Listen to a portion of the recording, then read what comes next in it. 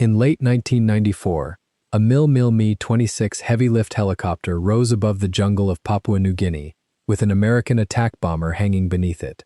The aircraft was a Douglas A-20G Havoc, serial number 43-9436. Its engines were silent. For roughly half a century, it had been sitting in a freshwater swamp where its last combat flight had ended during the Second World War. The image looked like the end of a recovery story. The wreck had been found. It had been brought out of the water. It had been prepared as an external load and lifted clear of the place that had held it since 1944. After 50 years, the A-20 was finally leaving the swamp. But recovery did not mean restoration. Once the aircraft reached Australia, much of what had just been saved would be taken apart.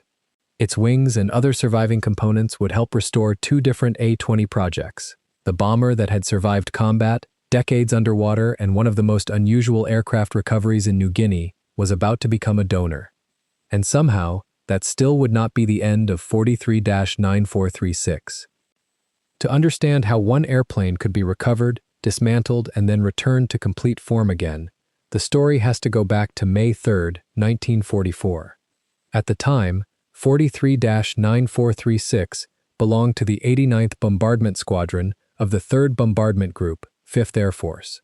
The unit was operating from Nadzab in New Guinea. The A-20G was a fast, twin-engine attack aircraft, and in the Southwest Pacific, it was particularly useful for low-level strikes. It could cross a target area quickly, deliver concentrated fire and bombs, and then turn away before defenders had much time to react. That kind of attack also brought the aircraft within reach of weapons on the ground. On May 3rd, 2nd Lieutenant Thomas Redding took 43-9436 on a combat mission with Staff Sergeant Burke L as gunner. Their strike was part of the continuing air campaign against the Wewak area, one of the major Japanese base complexes in New Guinea. For Redding and Koch, the objective was straightforward: complete the attack and return to Nadzab. Somewhere in that sequence, ground fire found the A-20. The exact mechanical chain that followed is not completely documented, and later accounts describe the damage in slightly different ways. What is clear is that the aircraft suffered serious trouble involving its oil or engine system. Reading was still able to keep the Havoc moving away from Wewak. The damaged aircraft continued inland, putting distance between itself and the target area. But the problem did not disappear. Eventually, the A-20 could go no farther. Reading force landed in a freshwater swamp in the Ramu Valley, in an area later identified with Bumbura, also known in some accounts as Chung Rebu. A forced landing in a damaged twin-engine attack aircraft could easily have destroyed the machine and killed its crew. This one did not. Reading and Koch survived. The A-20 had completed its final flight. Much later, after the aircraft was recovered, one surviving component provided a direct physical connection to what had happened over New Guinea. An oil return line from the wreck showed shrapnel damage. Half a century after the mission, the metal still carried evidence of the hit that had helped end the airplane's war. Reading and Koch were eventually rescued by a Stinson L-5 Sentinel associated with the 25th Liaison Squadron. Both men returned. Their aircraft did not. For the crew, the incident became one more combat loss in a campaign filled with damaged and missing airplanes. For 43-9436, something much more unusual had begun. The Havoc had not burned after coming down. It had not scattered itself across a wide debris field. It had not disappeared into deep ocean water. Instead, it remained largely together in the swamp. Water and vegetation slowly concealed it. Over the years, much of the airframe became submerged. Later observers would find only portions still obvious above the surface, including the tail. Seen from above the water, there was little to suggest how much of the bomber remained underneath. Freshwater did not freeze the airplane in time. Aluminum could still corrode. Steel parts could deteriorate. Fabric, rubber, and other materials could decay. A tropical swamp was not a preservation chamber. But the location also isolated the aircraft. Much of the wreck stayed beneath water and vegetation. It was difficult to reach and remained away from the constant exposure and easy access that destroyed many wartime aircraft left on dry ground. Most importantly, the A-20 had arrived there as one aircraft. Decades later, much of it was still one aircraft. The shape remained recognizable. Sections of original structure survived. Equipment was still present inside. Paint and markings could still be found on the airframe.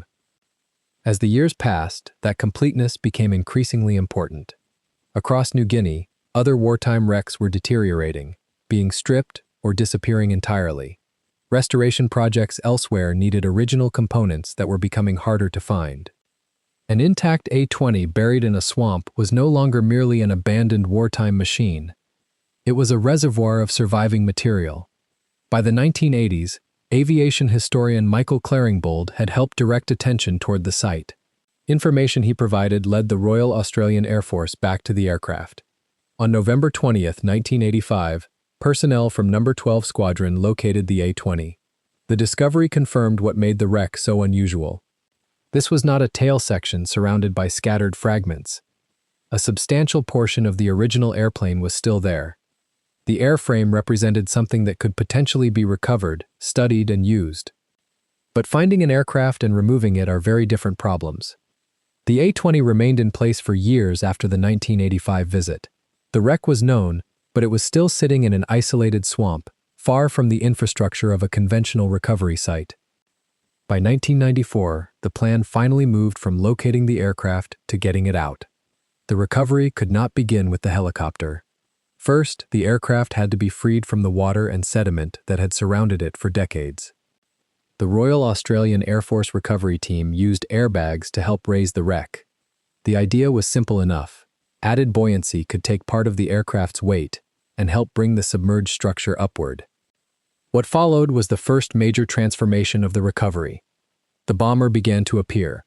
Sections that had been hidden below the waterline returned to view. The nose became visible. More of the fuselage emerged. Wartime paint and markings could still be recognized. For decades, the swamp had shown only fragments of the aircraft above its surface. Now the outline of an A-20 was coming back. The recovery team could also reach areas that had remained underwater. Flight equipment was still inside. Goggles, microphone equipment, cartridge cases, and a thermos were among the objects recovered with the aircraft. This was not an empty shell that had been stripped clean after the war. Parts of the world in which Redding and Koch had flown the airplane were still inside it. And there was another piece of evidence. The damaged oil return line, marked by shrapnel, connected the recovered wreck directly to the combat damage that had forced it down.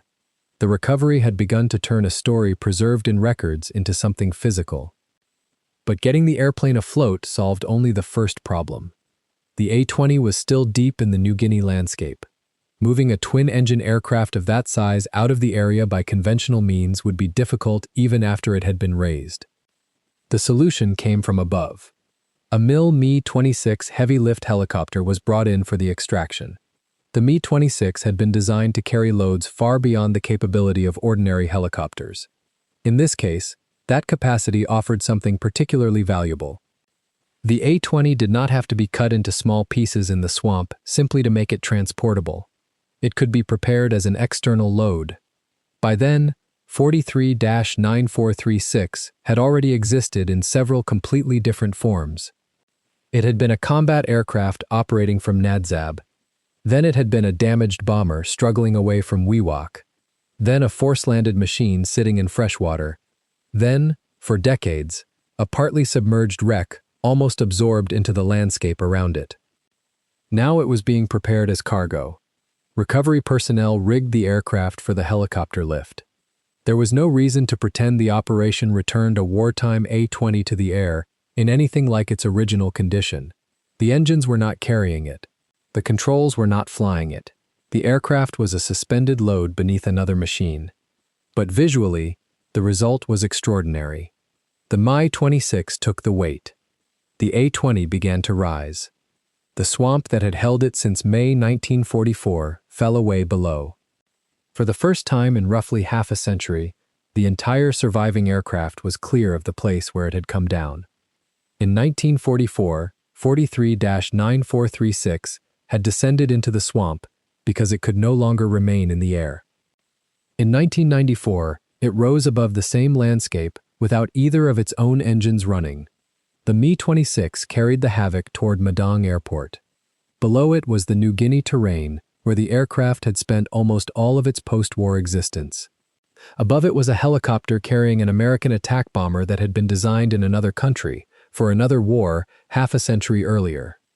The recovery had achieved exactly what the most dramatic photographs suggested. The aircraft was out. The swamp had released it. From Madang, the recovered airframe entered a new chain of transportation that eventually carried it to Australia. At this point, almost any conventional recovery story would have reached its final act. The aircraft had survived the crash. It had survived decades underwater. It had been found. It had been raised using flotation.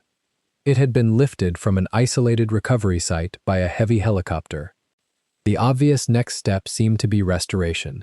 Clean the airframe. Repair the damage. Replace what was missing. Put the recovered A-20 into a museum. That was not what happened. The reason 43-9436 was valuable was also the reason it would not remain complete. Original A-20 components were becoming scarce. Other restoration projects needed precisely the kind of surviving material the Bumbura aircraft still possessed. In Australia, the recovered Havoc became a donor. Its mainplanes and other components were used to support the restoration of A-20G 42-86786 and Douglas Boston A-28-8. The aircraft that had been lifted almost whole from New Guinea began giving up parts. It was a strange reversal. The recovery team had gone to considerable effort to remove one substantial A-20 from a swamp without simply destroying it at the site. Now, in a workshop environment, important pieces were deliberately separated from that same aircraft. But the reason was not destruction. It was preservation of a different kind. Warbird restoration works with a finite supply of surviving original material. A usable wartime component can sometimes complete another aircraft that would otherwise remain unfinished or require extensive replacement construction. 43-9436 had survived well enough to become useful, and that usefulness costed its own completeness. Its components helped other aircraft move closer to becoming whole. The Bumbura A-20, meanwhile, stopped looking like the nearly complete wreck that had appeared beneath the Mi-26.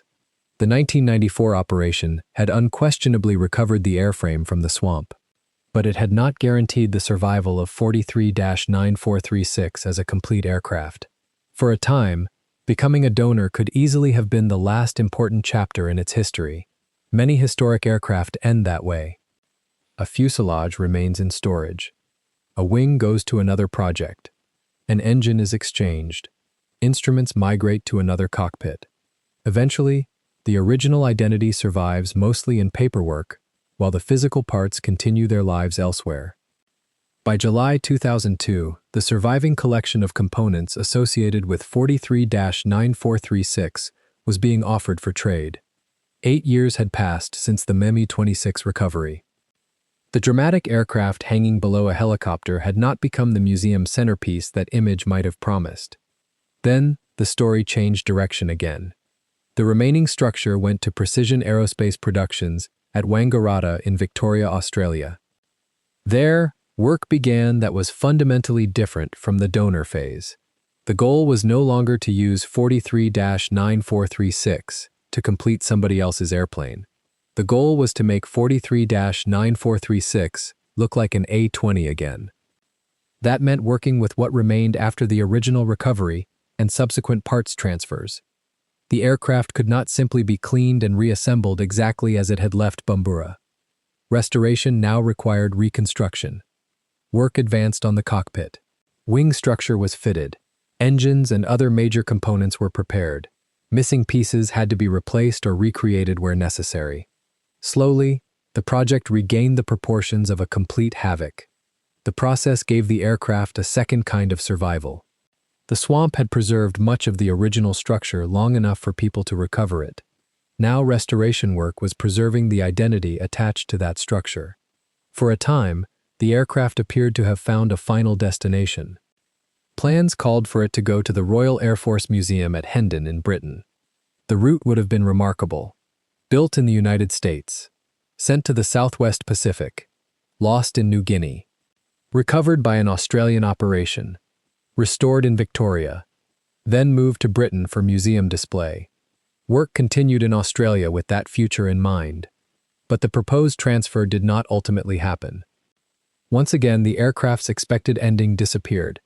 43-9436 remained a restoration project. By then, it had already passed through several moments that could reasonably have been its final chapter. The forced landing could have destroyed it. The swamp could have reduced it beyond useful recovery. The aircraft could have remained underwater indefinitely. The donor phase could have ended its existence as one identifiable airframe. The proposed museum transfer could have defined its final home. None of those became the final answer. In 2018, the A-20 reached Pima Air and Space Museum in Tucson, Arizona. Almost 3/4 of a century had passed since the aircraft left Nodzab for Wewak. What arrived in Arizona was not simply the untouched wreck that had been pulled from Bumbura 24 years earlier. Parts had gone elsewhere. Other material had been added. Restoration work in Australia had already rebuilt significant portions of the aircraft. But the project still carried the identity of 43-9436. Pima continued from where the Australian restoration had stopped. Missing exterior components had to be fabricated or sourced. Engine cowls were completed. Replica armament helped restore the appearance of the A-20G configuration. By August 2020, reassembly was visibly underway. The process was almost the reverse of what had happened after the 1994 recovery. Then, a substantially complete wreck had become a source of separate components. Now, components were being brought together until the shape of one airplane returned. The wings extended from the fuselage again. The engines occupied their positions. The nose once more had the distinctive appearance of an A-20G attack aircraft. The cockpit was no longer an isolated restoration assembly. 43-9436 was becoming visually complete. Eventually, the museum could display the aircraft in markings associated with the 89th Bombardment Squadron and its wartime service in New Guinea. The result did not erase what had happened during the decades between 1944 and its museum restoration.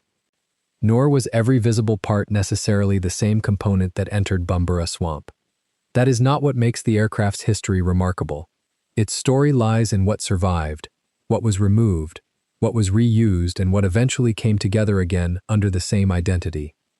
Today, visitors at Pima Air and Space Museum can walk around a complete Douglas A-20G. The floor beneath it is dry. Its wings are level. The fuselage carries military markings again. Nothing in that museum setting immediately reveals what happened to this particular airframe. 50 years earlier, much of it had been almost hidden beneath a New Guinea swamp. Then, in 1994, it appeared beneath a Mi-26 and seemed to have been saved. But that was only the first recovery. That operation saved the surviving aircraft from Bumbura. What followed almost dissolved it into other restoration projects. Its wings and components became useful precisely because the swamp had preserved them.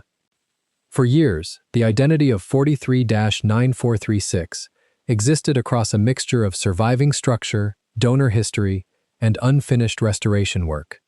Putting an A-20 back around that identity required another long process. No helicopter was involved this time. There was no single moment when an airframe suddenly rose free.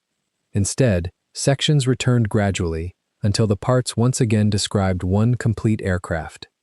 In May 1944, 43-9436 entered Bumbura Swamp because a damaged airplane could no longer complete its flight. Half a century later, it left that swamp suspended beneath another aircraft. Then parts of it helped complete other A-20s, and after that apparent ending, the remaining pieces were assembled once more. The Mi-26 lifted 43-9436 out of the swamp in 1994. In one sense, that was its recovery. In another, the recovery was not finished until the pieces stopped being parts and became an A-20 again.